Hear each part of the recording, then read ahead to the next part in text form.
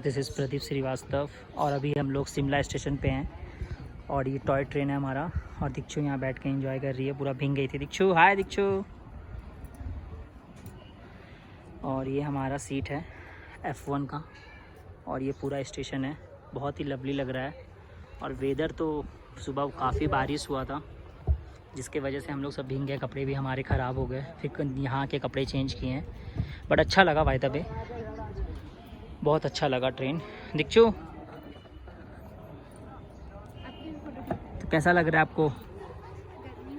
Finally आपको कैसा feel हो रहा है? हम लोग वापस घर जा रहे हैं। चलिए मिलते हैं।